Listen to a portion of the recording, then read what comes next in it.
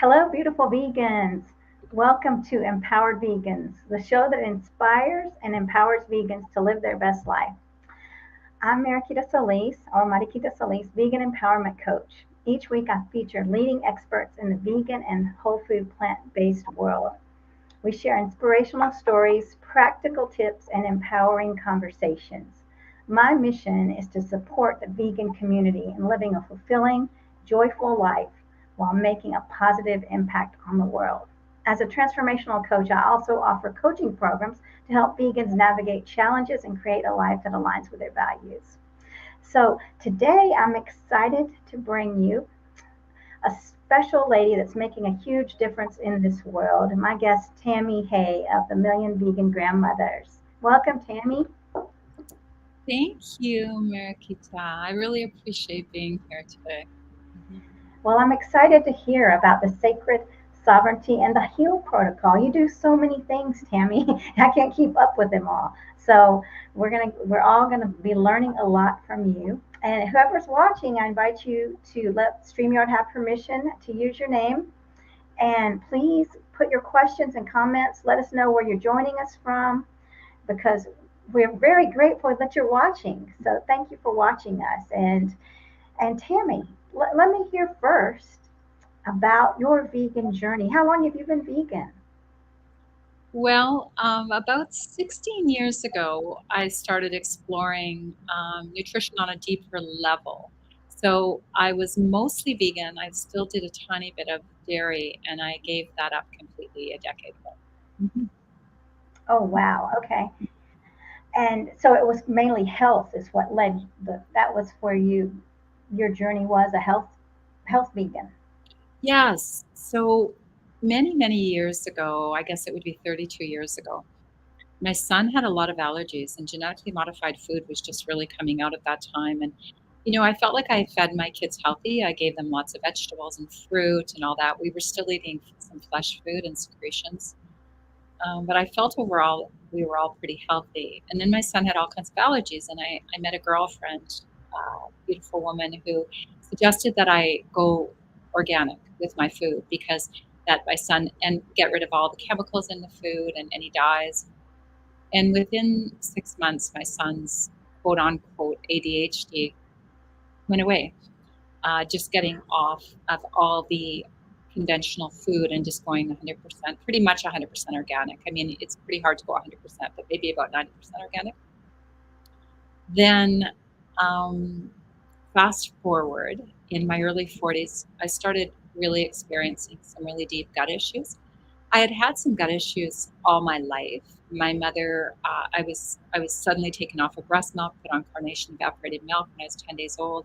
I had severe dairy allergies, and which I didn't know till much later, but I had constant ear infections as a child, which is dairy, related often. And then um, I kind of dealt with a lot of gut kind of pain for a long time, off and on, depending. So what I did is I just kind of compensated by a little bit of under eating, drinking lots of water, that sort of thing. Then my life hit an all-time stressful high when I was about 42 years of age, and I thought I got a really bad flu affecting my digestive tract, and I lost a lot of weight really quick. And I ended up going to get a colonoscopy and found out that I had ulcerative colitis, which was later diagnosed with Crohn's because of the continual degeneration or disease that continued in my bowels. They changed the diagnosis from ulcerative colitis to Crohn's, so that I had both. And I started studying at different wellness centers, and they were all vegan, plant-based, raw, and learning the connection between the gut and and food and disease in food. And yeah, so that's kind of where my journey started. It was definitely for my own health. Yes, 15, 16, about 16, 17 years ago. Yeah. Well, that's amazing. Yes, and one of my best friends passed from Crohn's, and I remember her. Oh my gosh, the pain that she suffered. It was terrible. She passed in her mid 30s, and I knew Mm. her. We spent a lot of time together in her 20s, and It was just every day was so frightening for her, being able to eat. I mean, every bite of food, she was scared and she was hungry. And so to be able to really take back your life, and your story is just so powerful to help other people, Tammy. So thank you for sharing and everything you're doing. So it's a Yes. tremendous. Well, it's a big deal. A lot of people don't realize how absolutely paramount the gut is. And the gut is very vascularized and it's a very large nervous system. So they call it the second brain. Some people call it the third brain after the heart. So the brain, then the heart, as far as vascularized, and the nervous system of those, and then down into the gut. So we have this beautiful vagus nerve that runs like a tree root down into our gut, up into our hearts, and into our brain. And so we know now that the majority of what goes on in our brain is actually more from our gut to our brain than the other way around. So our gut is our epicenter for information and um, and absorption and digestion, you know. And so and because the nerve supply is so deep, and the emotional content of the gut. You hear so many people say, well, I felt it in my gut, or I had a gut instinct, or I had a gut reaction. Well, this is really, really true, you know. And, there's my father is a Finlander, and I read a book years ago about sisu, which means health. And I was reading about sisu and cold plunging because that's one of the ways I heal myself. I keep myself healed is from ice cold plunges most days. And it completely resets the nervous system. And Sisu literally means vitality, but it also means to have guts. So interesting that the gut is our center for love and health. And that's what I ended up, as I studied, I ended up going on to get a master's in live food plant-based nutrition. It was actually spiritual nutrition through the Tree of Life, Dr. Gabriel Cousins, and in conjunction with the University of California of Integrated Medicine and Science. And I was very informed. I did my master's thesis on plant-based nutrition, lifestyle, and the microbiome. And it was, and then I went on to write a book about that connection, which is called Earth Gut: The Story of Peace, Love, and Microbes. Earth God, I love it. Yes, yes, and I've heard, yes, I've seen your book. I've heard many people really recommend your book. People love you, Tammy. So, I mean, another reason I'm very thankful that you're on the live stream here to tell us new ways of thinking and new ways of doing. So, let me just acknowledge. Let's see, Claudia is here. So she's always joining. Thanks for watching. And someone is here. I'm not sure, but so glad you're bringing Tammy to us. I'm joining this conversation. I live in the U.S. in North Carolina. North Carolina is beautiful. I used to live in Asheville for a while. So thanks for watching. And we've got another person saying the vegan diet and lifestyle of compassion for the animals. It is a journey of healing of our own bodies and our planet. Amen to that. It's a journey of compassion. Yes, it is. And so I think we all agree with this, everyone watching. So let's get down to it here. The sacred sovereignty and the heal protocol. What exactly is this, Tammy? Could you let us know? Well, it's very interesting because before I seem to have these deep nigglings that I get in dream time and in meditation and spirit work. I've been doing integrative somatic body work with people for a very long time, and it's allowed me a deeper access to myself because it's very quiet and meditative. What is that integrated somatic body work?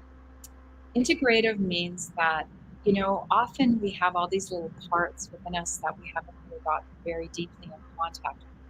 And the soma just simply means the felt sense within our system, really bringing our awareness to the felt sense of our system. And so I'm a registered massage therapist, but I also do a lot of somatic work, meaning that I bring people's awareness to their breath when I'm doing body work with them. I ask them, if they can let me know, where it is in their body that they're experiencing. What does it feel like? What texture is it? You know, is there any emotion associated with it? the one thing I have learned through this is that when we really pay deep attention to our intuition, it guides us, and it's such a resource. We have many people on the planet right now are in coping, but we can move out of coping and move into resourcing.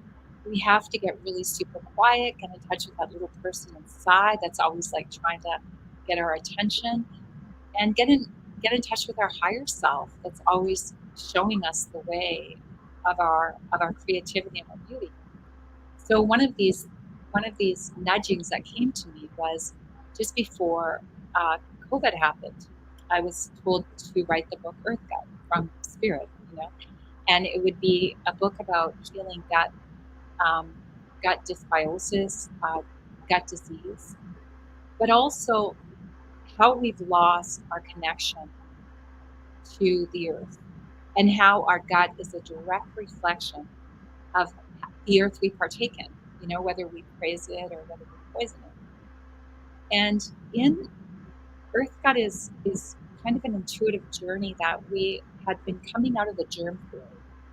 Everybody was afraid of the germ, whether it's the virus or, and we're coming back to knowing that it's not necessarily the germ that we have to be afraid of, it's the terrain.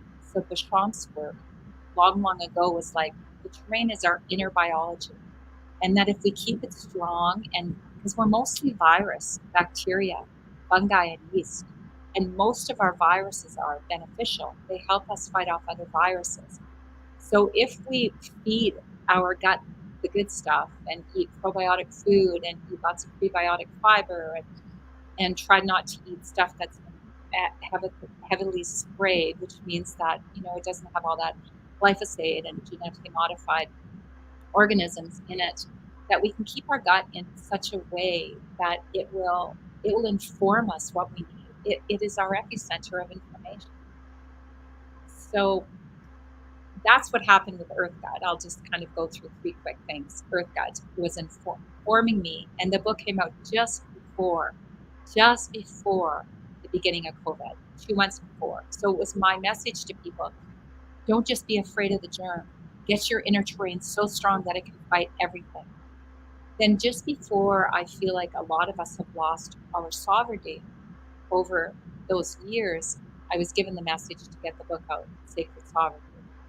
And that book is about an 8-step protocol, or not even step, but an eight protocol, what I call the Infinity 8 protocol to heal, which I'll go over a little bit more. And then within the last year or so, I also woke up with a deep message and shared it with a couple of friends like Dr. Salesh Rao and Judy Harmon, that the grandmothers were going to come together. And so within the last year, we're really galvanizing the grandmothers. And so all of this is kind of tied together with our gut earth connection, our ability to empower ourselves and really know how to heal, and then be healthy longevity. And the grandmothers returning, because as Dr. Will Tuttle said, so many of us haven't really had elders that we can actually look up to. That's the unfortunate thing. That's why a lot of elders have lost their stance in our world, because a lot of them have not lived in ways that we want to represent ourselves. And so the healthy vegan grandmothers are coming forward to say, hey, we're gonna step up, we're gonna be here, we're gonna do our best to help heal this planet for our children and our grandchildren, and that we have collected back our sacredness, our sovereignty, and our innate wisdom as elders. Because a lot of elders have given up and have just believed that they're just going to degenerate and become a diseased being at some point, because that's what degeneration means. But we're here to tell you that we can mute, that we can get wiser, that we can get more flexible, and that we can get more healed as we get older and let go of that old paradigm that aging means degeneration. So that was very long-winded. Thank you. Oh, I love it. No, it's great information. So tell us about the million vegan grandmothers. How did that start? And do you have to be a grandmother? Who is a grandmother? Well, we started a million vegan grandmothers through climatehealers.org. And our pledge is that anyone that is vegan that wants to come in to support the grandmothers can join the Million Vegan Grandmothers. As any movement, we need everyone. We need everyone. So the only requirement is that you're vegan and you want to support the Million Vegan Grandmothers in whatever capacity, whether it's setting up when we're doing regular marches maybe in our cities, because the grandmothers sponsored the first Vegan Earth Day march this last year, whether it's serving food, because we're a very large part of food healers, because that's what the grandmothers do. They make sure people don't go hungry, and to the best of their ability, they make sure people are nourished, and especially the vegan grandmothers, because they know that nourishing the person is nourishing the earth, is nourishing the animals, is nourishing the ecosystems. That's true nourishment. Yeah. So the Million Vegan Grandmothers started with a vision, and people can join on huntpillars.org. We have a page for the grandmothers, and we have regular meetings. We write letters together, all different types of letters, to different organizations, to the government in regards to sponsoring the dairy milk program and asking for alternative milks to be served. We do a lot of letter writing. And, yeah, and we really want to branch out and do a lot more stuff, but we need more members. So,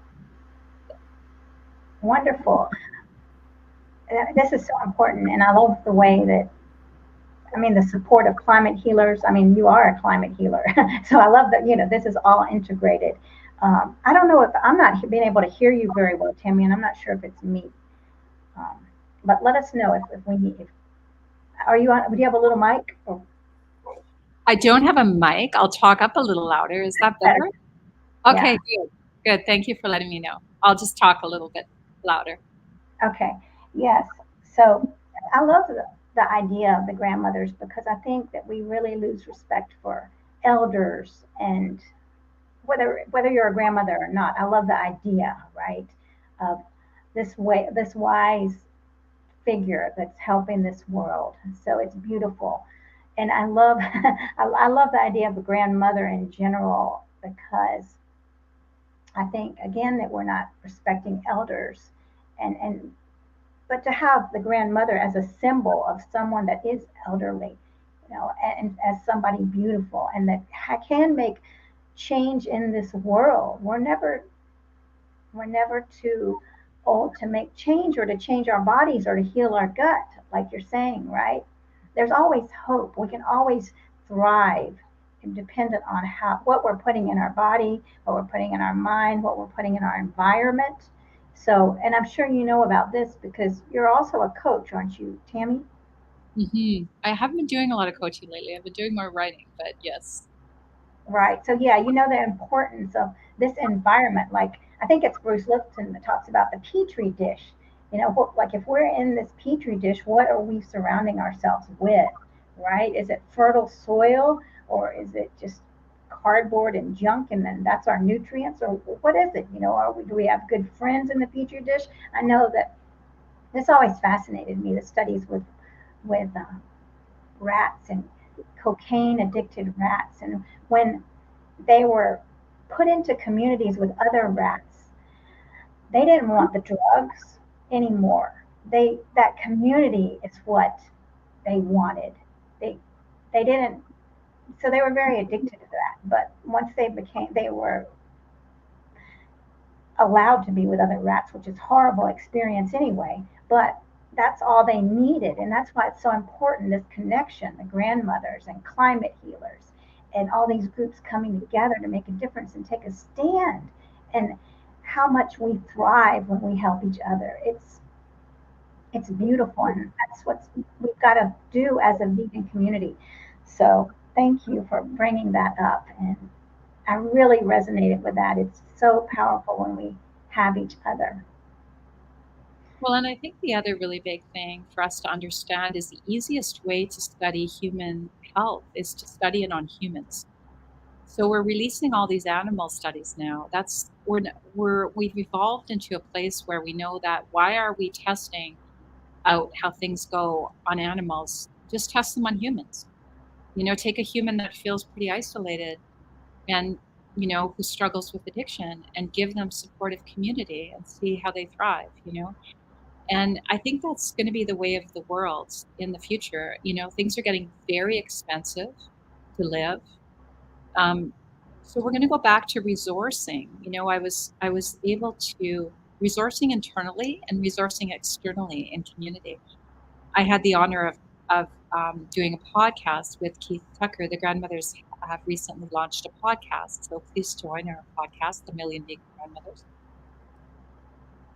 Keith Tucker, who started Hip Hop is Green, and he is doing so much local gardening with the young people. And he said, we need people to be cool to get the young people in, and this hip hop is pretty cool stuff, and they're resourcing to a place where they're just seeing what happens with humans when they study humans. They take a bunch of kids that are maybe alienated or feeling like they don't have purpose and maybe living in poverty, and giving them lots of opportunity to plant trees and to grow food and to gather in community and to present themselves as whole, and it changes everything. I mean, it really does. So I just really think it's a big deal that we understand the very best ways to understand humans is to study humans and coming back into community for sure. Because I know I used to look at some of those studies and I thought, like a study with rats, looking at how a rat is just as addicted to sugar as it is to cocaine. But I think we already know that with people.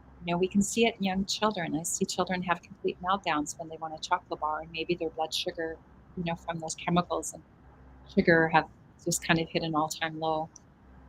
And then we give them natural sugar like organic apples, or grapes, and a banana or a smoothie. And I love having grandchildren for that reason.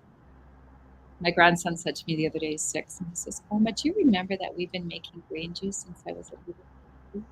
And I said, "Yeah, I do. I used to sit you on the counter and we used to make our fresh cucumber celery apple juice." He says, "Yeah, I remember that, Oma." It's just like, see, that's what the vegan grandmothers can do, the whole food vegan grandmothers. We can start them as babies and just give them the beauty and the relaxation of good food, because it makes you feel much more relaxed. Yeah. Yeah, it definitely does. And what about people that have had, let's just say, children? So many children are growing up in schools and they're not getting the nutrition. I mean, every meal is void of nutrients.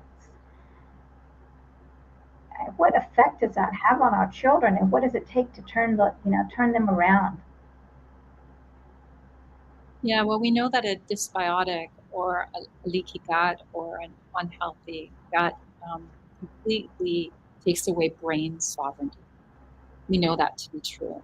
We know that a lot of children are really struggling, and unfortunately, a lot of our children are getting medicated because they're eating terrible food.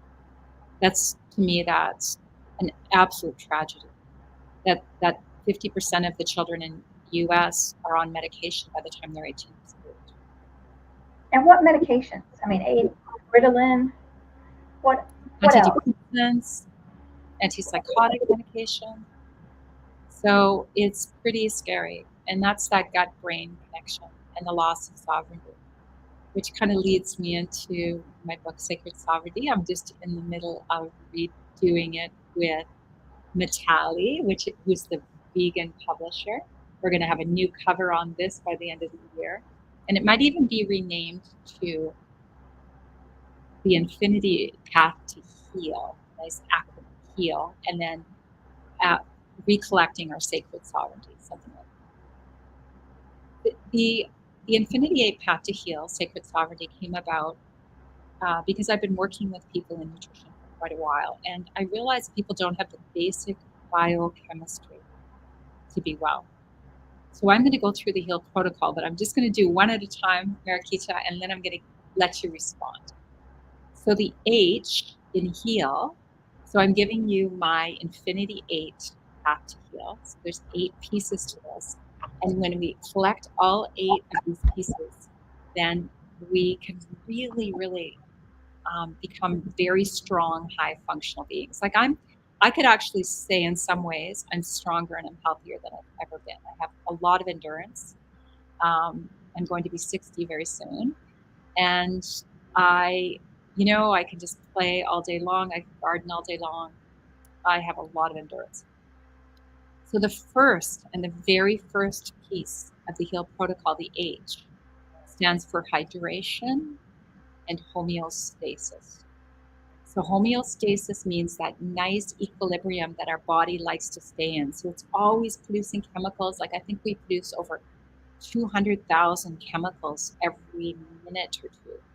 That's how we're a chemical machinery. We're chemical machinery, like in a organic way. And our body is always trying to stay in homeostasis. So when we put something really acidic in our body will draw minerals from the bones to try to neutralize the acid. It's not a calcium deficiency for most people, it's an acid overload that happens when people's bones start to degenerate. So there's all kinds of ways the body wants to stay in homeostasis. So the H is for homeostasis, stasis, and hydration. Now, Dr. Zach Bush says he has a test that I actually bought the same test. It's called a phase angle test. It's the most accurate test to test cellular hydration. Now, the body only has to be just slightly dehydrated for the brain to stop working at its optimum. So just 2%. And Zach says that Dr. Zach Bush said in his clinic, there's not one person that comes in that's ill that is sufficiently hydrated. That majority of us are walking around quite dehydrated, even if we don't know it. And a really late stage of dehydration is thirst. You never want to get thirsty. You never want to allow your body to get there.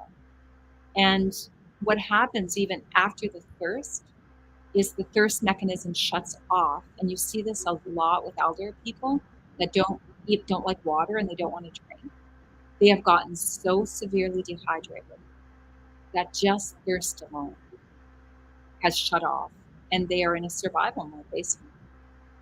Well, we are 99.9% molecularly water. So it's 99 point something to up to 9 because the water molecules are so small in the body. So we're water. We hear that we're 70, but molecularly, we're mostly water. How else are we going to be sovereign? How else are we going to remember what we're here for if we're not connecting with our water body? As the earth gets more dehydrated, we're getting more dehydrated as beings. There's a lot more heat on the planet. It's dehydrating the earth, dehydrating us. A lot of people are losing access to water. Well, we still have access to water, people. Let's take care of our planet. And let's take care of our water bodies within. There's been so much research on hydration. One of the ones that I studied when I had ulcerative colitis was Dr. I'll remember his name. It's not Dr. Anyways, I'll remember his name. He was a colon, it might have been Dr. Bernard. He was a colon expert and a detoxification expert. And when he used to go to people that were like suffering with like a big colitis attack, needing inflammation of the colon. So don't be too afraid of the itis that you hear if you've been diseased, diagnosed. It just means inflammation. And you want to know what the root of that inflammation is. Pull it out of the roots. Because all disease is not a deficiency or not something that just happened to you. It is over toxicity creating too much inflammation in the system. That's all disease. Can you repeat that? All disease is not something that just happens to us. It is over toxicity creating severe inflammation wherever it shows up. Mm-hmm. And all the nasty things that happen. So when you take someone let's say they're suffering a colitis attack, and you get them to drink a liter of water every half an hour, usually within the third liter or the fourth liter, the attack stops. It just washes everything through. It starts to wash out the acids. Maybe to even make that a little bit better, you might put a little trace minerals in there and start to just wash everything out, wash everything out.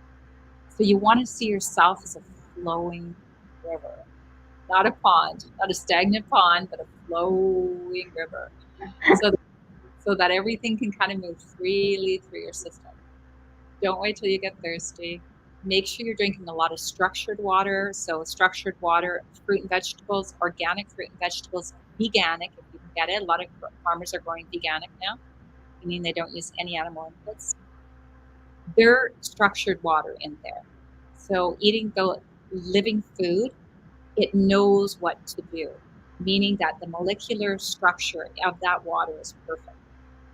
Some of the water that we drink is no longer structured. It doesn't really, it got a little bit messed up, whether it's with the chemicals that are in the water or the systems, the water systems that people use.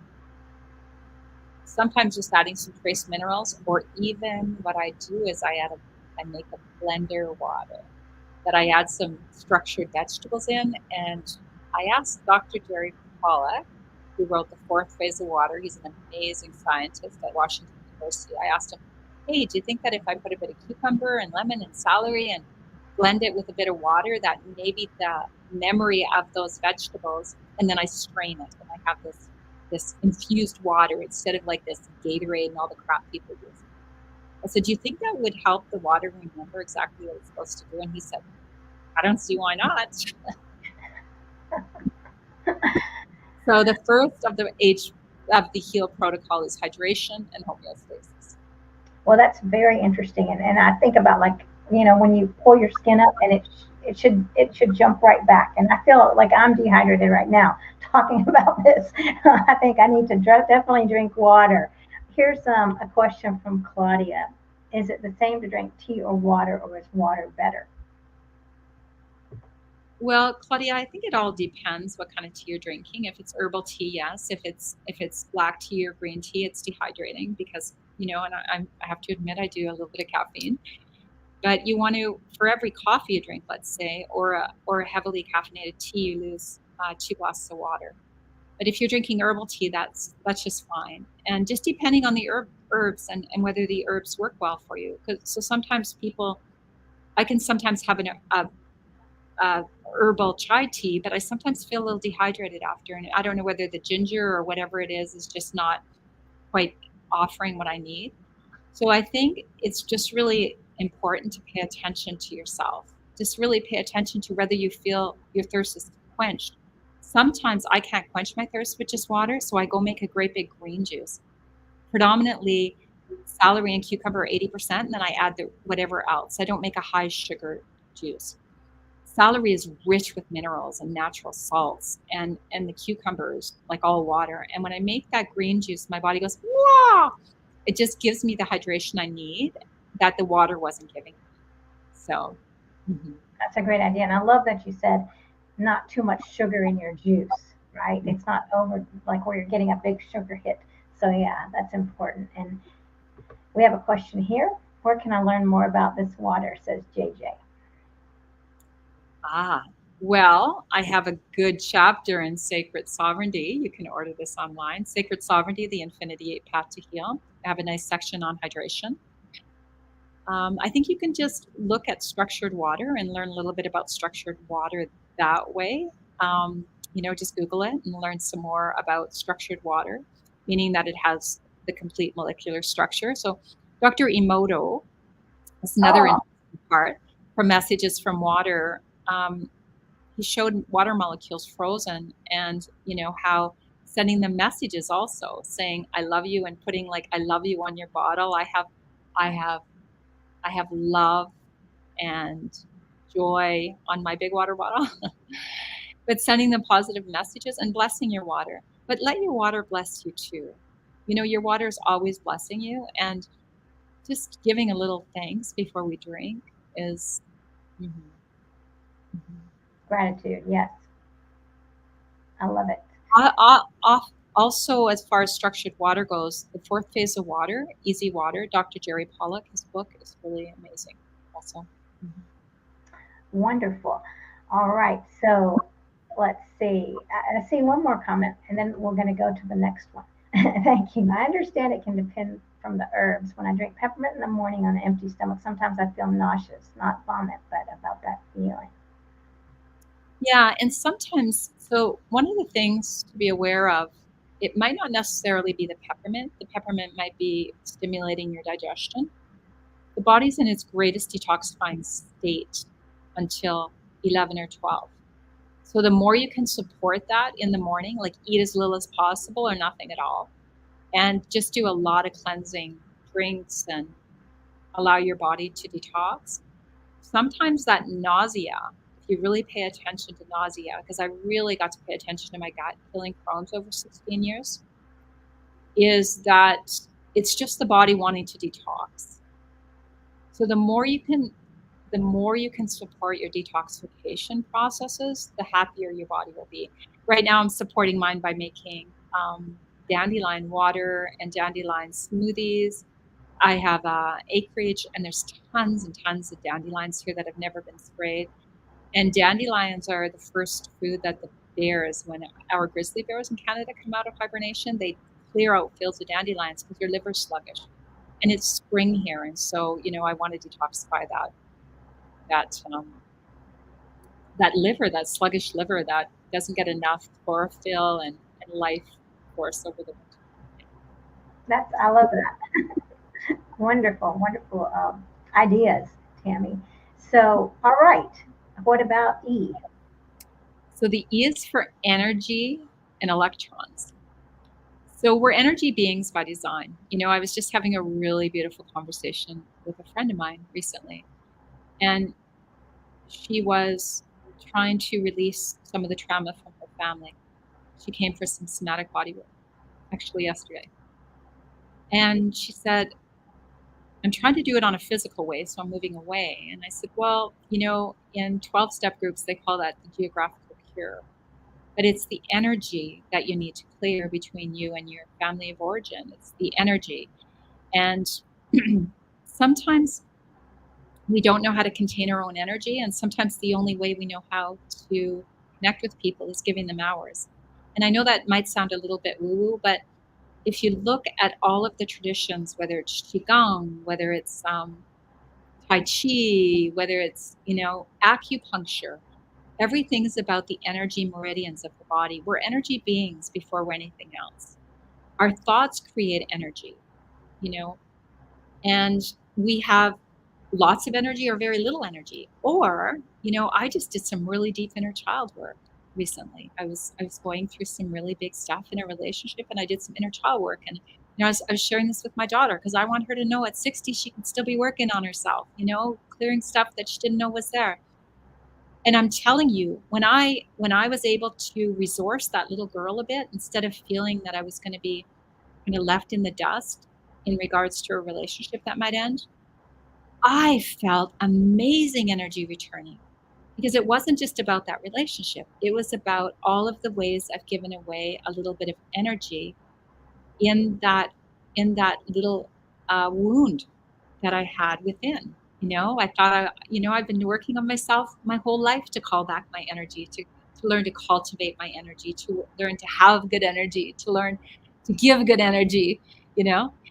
And but when I actually healed a little piece that I really needed to heal through a somatic therapist that I was working with, I couldn't believe it. I felt calm. I was needing less sleep. It was so visceral. So there's a real emotional component to energy too, right? So energy can be cultivated through nutrition and hydration for sure. So many people are tired and they think they need another coffee. Go have a couple glasses of water and an apple, and then move your body. Move your body. Go out, get your feet barefoot on the ground, and bring in the energy from the earth. And then just say, hey, I feel way different. I moved my body. I moved my mind out of my thought process. I got myself barefoot on the earth. I breathed in the leaves and the gorgeous life that I have here. I gave thanks. I had a couple of glasses of water. I had an apple. I feel totally different than I did 10 minutes ago. I don't need to go grab a chocolate bar. I don't need to grab a coffee. Then E, the electrons, is we're electrical beings by design. We need lots of water, and we need enough mineral structure in our body to get that water across the cell membrane into the cells. Okay. That's the electricity that we need. The electrical current needs hydration. Think of yourself as an electrical being. We're electrical. We can't conduct proper electricity without enough hydration. And we need to bring that hydration across that cell membrane into the cell. And we need lots of minerals to do that. So I really recommend people eat a really high mineralized diet. Eat as much organic raw food as you can because it has the mineral matrix that knows how to remember itself. And take some trace minerals. Most people are quite deficient in minerals, and I know the difference. When I take trace minerals, I just take a liquid trace mineral, and I usually feel better. I take something called Contrace. I'm not part of marketing it. I'm just saying that's the one I take. I don't get any feedback from them. And yeah, so we are electrons. We're electrons. You know, the doctor I studied with before he changed his last book to conscious eating, it was called the Electron Lover's Diet, and it was about living food and about food that was as fresh as you can get. Like right now over here, I have all these sprouts growing. I don't know if you could see them. They're all on my window. I can bring them up closer, but I got all these pea sprouts and these beet sprouts, and I just get to cut them, and then they're living food right till I eat them, you know? Or I have a jar of sprouts going. But mostly, I really try to get my energy naturally through water, through the sun, through earthing, and eating living food. And then really paying attention and seeing where I'm giving my energy away that I can call back. You know, I'm calling my energy back from this person. I'm calling my energy back from this situation. I'm calling my energy back from this thought. And I'm empowering myself to go forward in this moment as a whole and holy being. So that's the E. That's beautiful. I love that. You have the awareness of where is my energy? Did I give it away? You know, yes, that's beautiful. And so we have some more questions. Let's see. Can flavored soda water like bubbly be part of the water we need every day? Yeah, you know, I've had the odd bubbly, you know, when I'm on the road or something like that. I'm not sure how good it is for us to drink stuff out of cans, but I understand it could potentially. The one thing at wellness centers that I've studied is that, you know, it's carbon dioxide, right? That's what's in the bubbly. That's what makes it so. So I don't know. Is that really good for our oxygen? I'm not sure. There's a lot of controversy about that.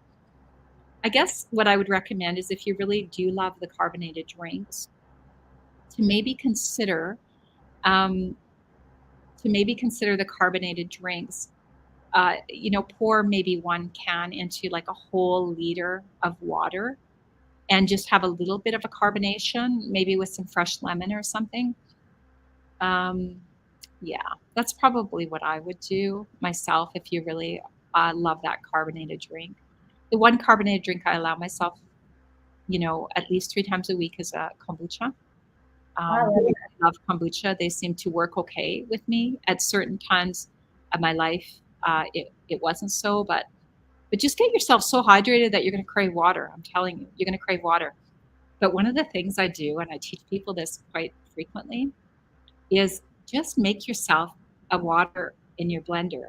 So what I do is I cut up a whole apple, about half a lemon, and if it's organic, you can leave the peel. A couple stalks of celery with a liter of water I cut up and I blend that, then I strain it with a fine strainer and I have a liter of infused water. And I'll tell you, oh my goodness, is it ever hydrating?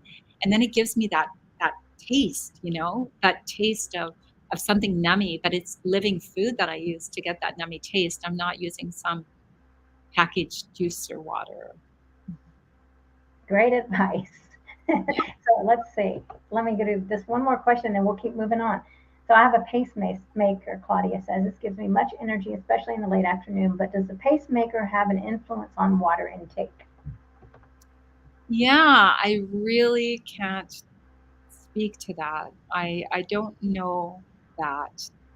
All the only advice I can give you, you know, your pacemaker is allowing you to breathe properly. That's why it seems to be, you know, giving you energy.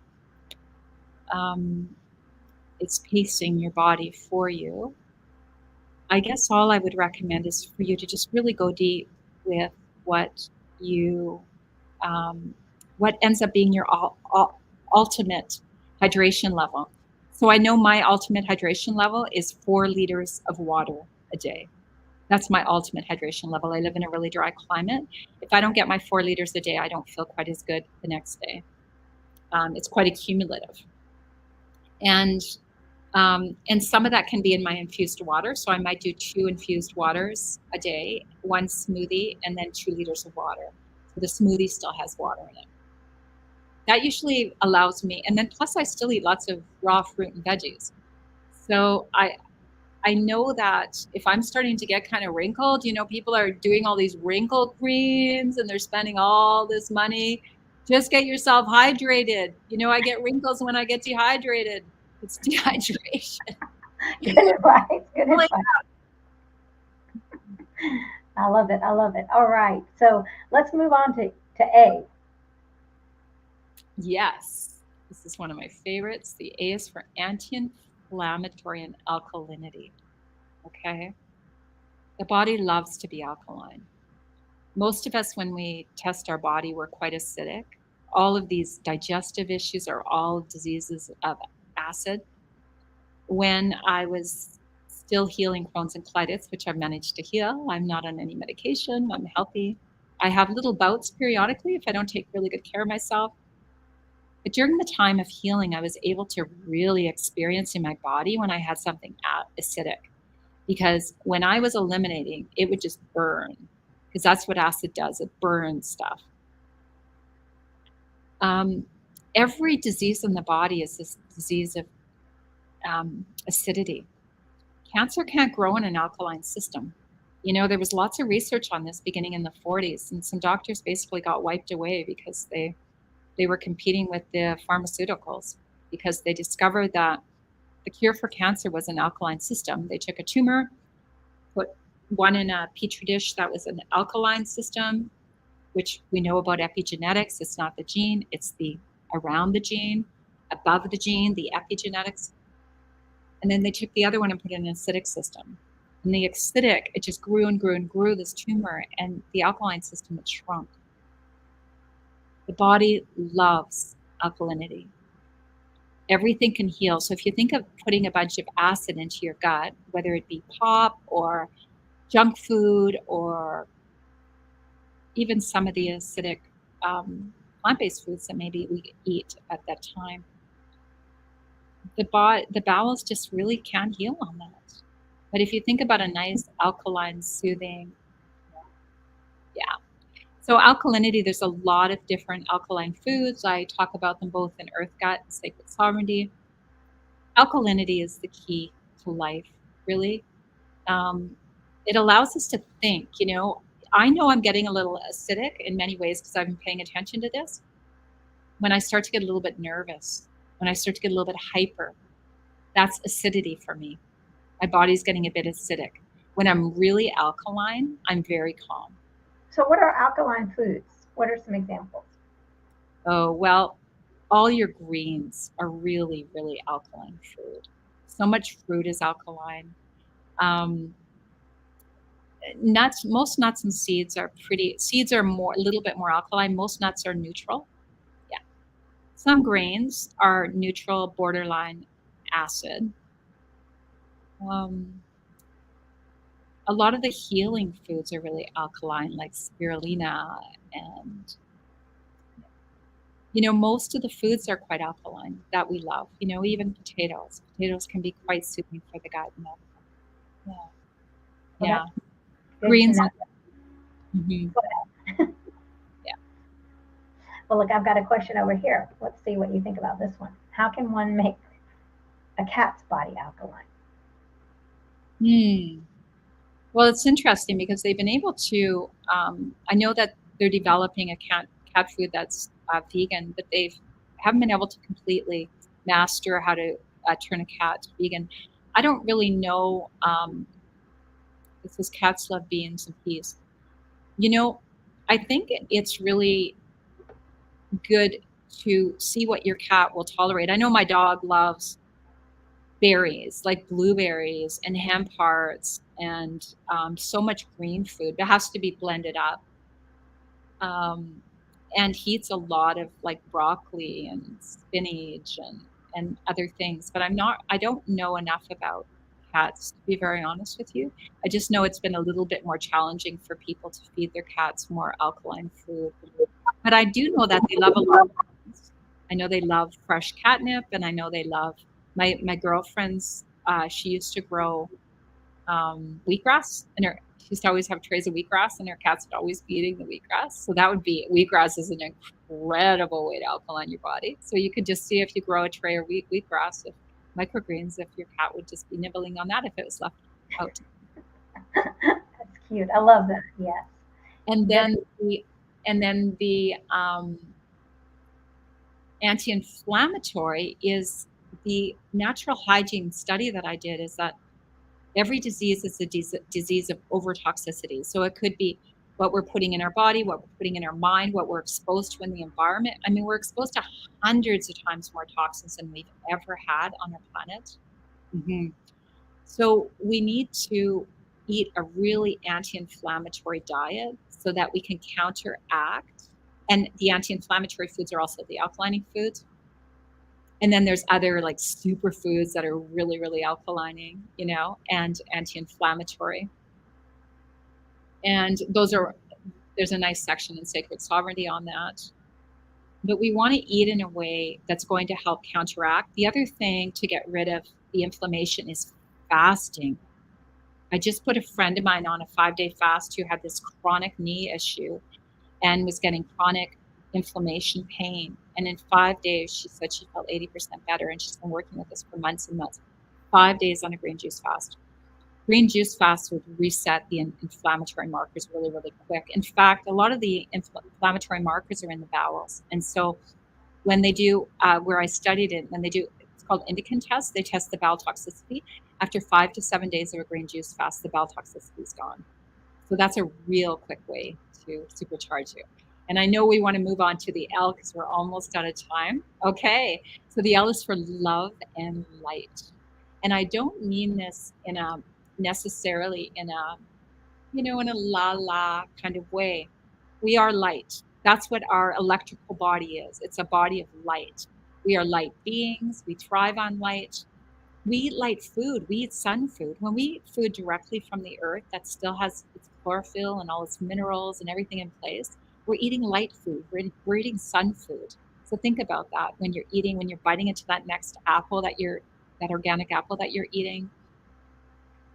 Yeah, remember that you are light and that you're bringing in the light. We don't have to eat animals. We can eat directly the food that they eat for light. And we know now, like we've known for a long time. So as a massage therapist, one of the earliest studies I did was on touch as a healing modality when I first started studying massage therapy. And I started reading a lot of research on touch deprivation, babies that end up in hospitals with touch deprivation, whose parents are maybe not resourced. They're really struggling. The babies are hardly touched.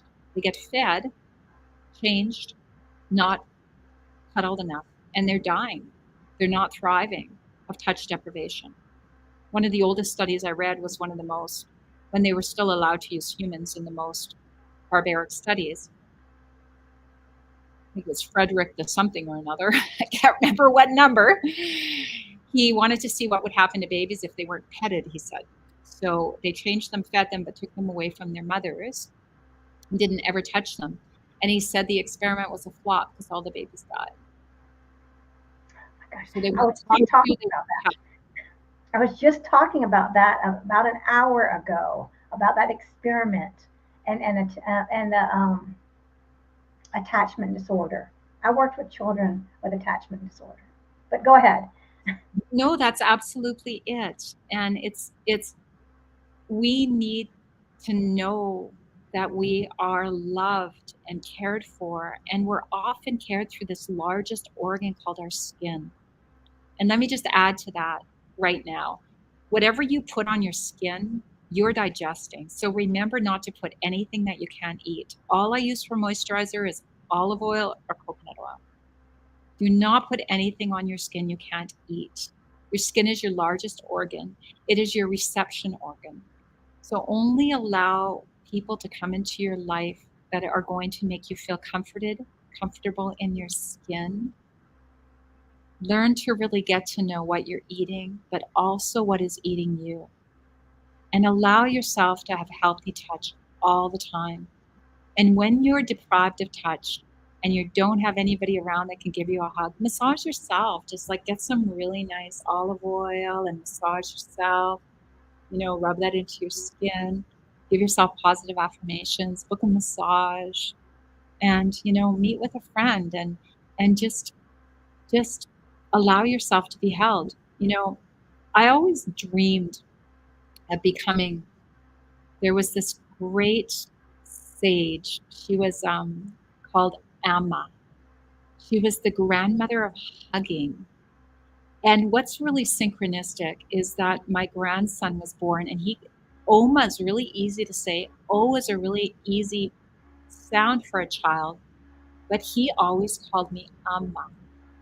And I always imagined what it would be like to be a hugging grandmother, to just be able to take people that are suffering with attention, like touch deprivation, and just hold them and hug them in a world where touch has become so perverse, and just allowing people to get the memory of what it feels like to be held and swaddled and just really given that healthy touch. So, for all the viewers, I would just like to say, please take care of yourselves. Heal, step into the heal protocol by sacred sovereignty, and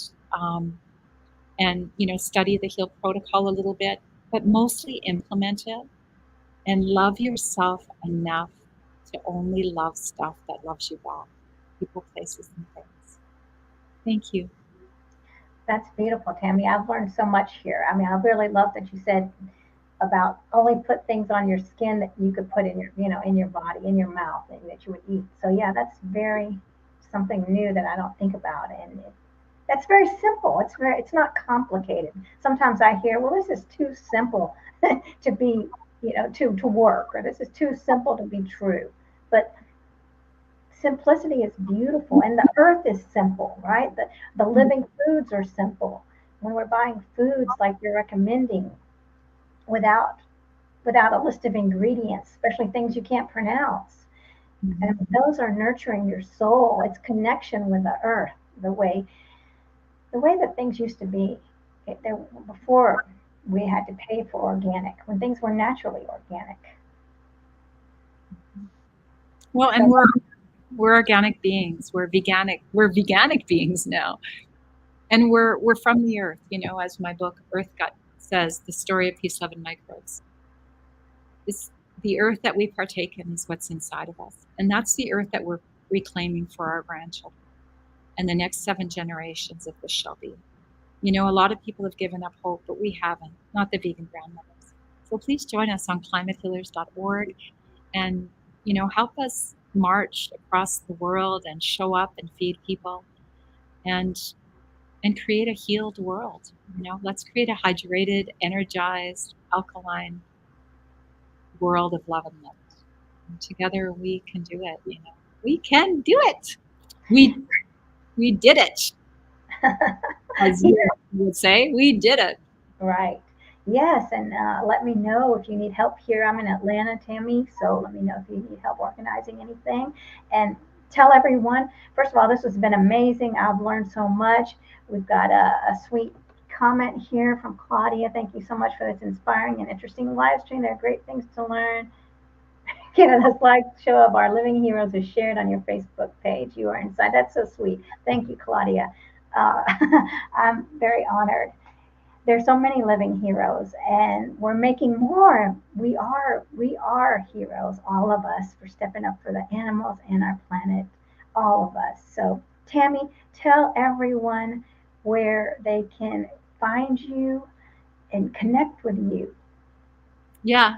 So climatehealers.org, there's a grandmothers section on there that you can join us, and we're going to start sending out weekly newsletters, monthly newsletters, probably maybe bi-monthly. My books are available on Amazon, Earth Gut, The Story of Peace, Love, and Microbes and Sacred Sovereignty. And I have a brand new website coming up called Vegan Grandmother, vegangrandmother.com. Just look out for that website. But also, the Million Vegan Grandmothers now have a YouTube channel. So just look for the Million Vegan Grandmothers YouTube. Please subscribe. And we have a podcast. So please listen to our podcast. We interview people weekly about how to empower the the wise, the wise and the children and all of us in between. So thank you. Beautiful. So everyone subscribe to Tammy's YouTube and please hit subscribe here. Share the message. Share our message and let's come together to unite and stand strong in peacefulness and in connection with the earth and power. So we're here for you and I'm just so honored to talk to you, Tammy. Someone else has said wonderful stuff. So thank you all for watching. I really appreciate it. And Tammy for your wisdom. Thank you all. And I will say namaste vegan, everyone. Namaste vegan. Bye bye. Bye.